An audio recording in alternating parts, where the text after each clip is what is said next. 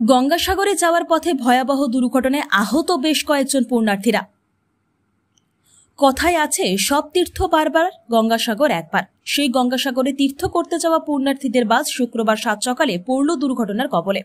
পুণ্যার্থী বোঝাই বাস নিয়ন্ত্রণ হারিয়ে পড়ে গেল খালে। এই দুর্ঘটনার জেরে আহত হয়েছে বেশ কয়েকজন পুণ্যার্থী। স্থানীয় সূত্রে জানা যায়, শুক্রবার সকালে কচুবেড়িয়া বাস স্ট্যান্ড থেকে প্রায় 36 জন পুণ্যার্থীদের নিয়ে একটি বাস গঙ্গাসাগরের কপিলমণি মন্দিরের উদ্দেশ্যে যাচ্ছিল। সেই সময় হঠাৎ করে চৌরঙ্গি এলাকার কাছে পুণ্যার্থী বোঝাই বাস নিয়ন্ত্রণ হারিয়ে রাস্তার পাশে একটি খালে উল্টে যায়। এই ঘটনা দেখতে পেয়ে তড়িঘড়ি ঘটনাস্থলে ছুটে আসে এলাকার মানুষজনেরা। এরপর বাস থেকে তড়িঘড়ি আহত পুণ্যার্থীদের উদ্ধার করে স্থানীয়রা। খবর পেয়ে ঘটনাস্থলে ছুটে আসে সাগর থানার পুলিশ এবং সিভিল ডিফেন্সের কর্মীরা। আহত পুণ্যার্থীদের উদ্ধার করে চিকিৎসা করানোর জন্য সাগর গ্রামীণ হাসপাতালে নিয়ে যাওয়া হয়েছে বলে জানা গিয়েছে।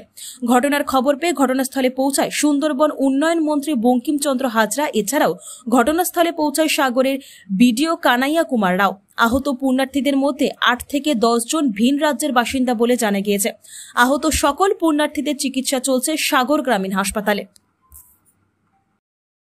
गाड़ी में क्या होगा क्या नहीं, अपने आप वो गाड़ी पलटी हो गई। वो ड्राइवर चला रहा था, अभी वो भाग गया ड्राइवर गाड़ी लेके। को हाँ, चोट लगा है, 7-8 आदमी को लगा है। वो हम महाराष्ट्र से, बुल्ढाना जिला।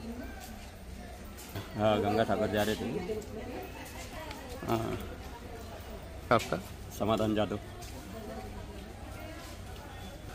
सामान वगैरह कोई खो गया? हाँ, मोबाइल पैसा खो गया। हाँ, ठीक है, कोई बात।